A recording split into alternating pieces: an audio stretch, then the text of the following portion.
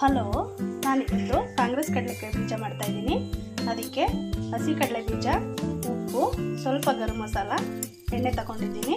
ಬನ್ನಿ ಹೇಗೆ ಮಾಡೋದು ಅಂತ ನೋಡ್ಕೊಳ್ಳೋಣ. ಬಾಣಲೆ ಇಟ್ಟಿದ್ದೀನಿ, ಬಾಣಲೆ ಬಿಸಿಯಾಗಿದೆ. ಈ ಟೈಮಲ್ಲಿ ಕಡಲೆ ಬೀಜ ಹಾಕೋಣ.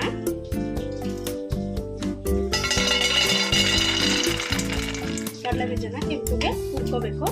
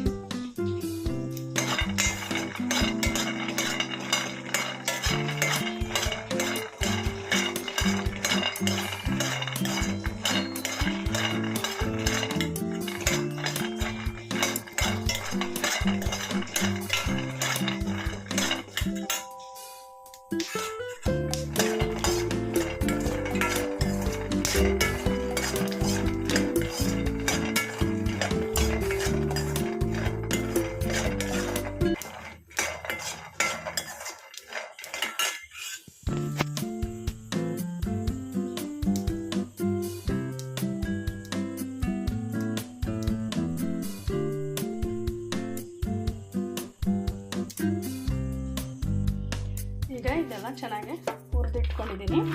ಈಗ ಇದು ಸ್ವಲ್ಪ ಆರಿದ್ಮೇಲೆ ಇದು ಚಿಕ್ಕೆ ತೆಗೆದಾದ್ಮೇಲೆ ಇದಕ್ಕೆ ಮಸಾಲೆ ಹಾಕಬೇಕು. ಸ್ವಲ್ಪ ಆರಲಿ. ಈಗ ಇದು ಆರಿದ್ಮೇಲೆ ಇದನ್ನು ಚಿಕ್ಕೆ ತೆಗೆದು ಇಟ್ಕೊಂಡಿದ್ದೀನಿ.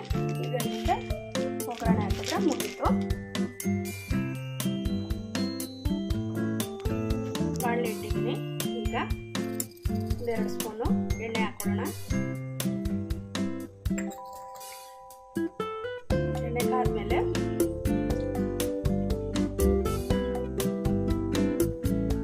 ಹುರಿದು ಸಿಪ್ಪೆ ತೆಗೆದಿರುವಂಥ ಕಡಲೆ ಬೀಜನ ಸೇರಿಸ್ತಾ ಇದ್ದೀನಿ.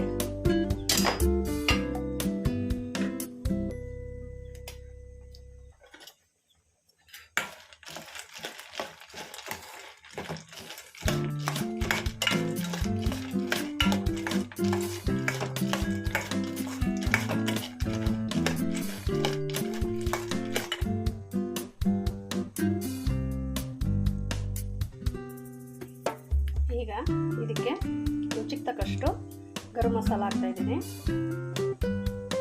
1 ಸ್ಪೂನು ಅಥವಾ 1.5 ಸ್ಪೂನ್ ಸಾಕಾಗುತ್ತೆ.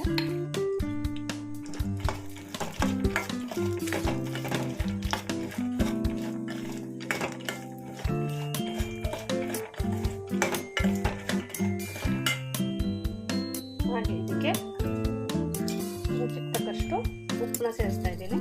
1/2 ಸ್ಪೂನು ಆದರೆ ಸಾಕಾಗುತ್ತೆ.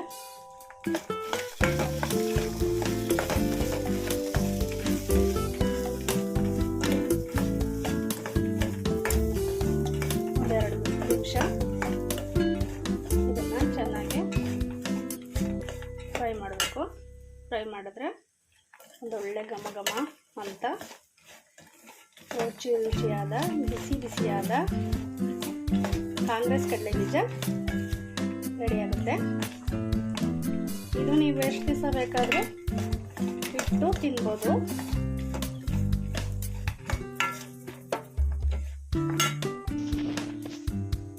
ಅಂದರೆ ಇದು ನಿಮಗೆ ಯಾವಾಗ ಬೇಕೋ ಆವಾಗ ಫ್ರೆಶ್ ಆಗಿ ಮಾಡ್ಕೊಂಡು ತಿನ್ಬೋದು. ಇದು ಪೂರ್ತಿ ತಣ್ಣಗಾದ್ಮೇಲೆ ತುಂಬ ತಿನ್ನೋಕ್ಕೆ ಚೆನ್ನಾಗಿರುತ್ತೆ. ಈಗ ಇದು ರೆಡಿ ಆಗಿದೆ. ಇದನ್ನು ಸರ್ವಿಂಗ್ ಪ್ಲೇಟ್ಗೆ ಹಾಕೊಳ್ಳೋಣ. ನೋಡಿ, ಈಗ ಕಾಂಗ್ರೆಸ್ ಕಡಲೆ ಬೀಜ ರೆಡಿಯಾಗಿದೆ. ನಿಮಗೆ ಯಾವಾಗಾದರೂ ಚಳಿ ಟೈಮಲ್ಲಿ ತಿನ್ನಬೇಕು ಅನಿಸ್ದಾಗ ಈ ರೀತಿ ಮಾಡಿಕೊಂಡು ತಿನ್ಬೋದು.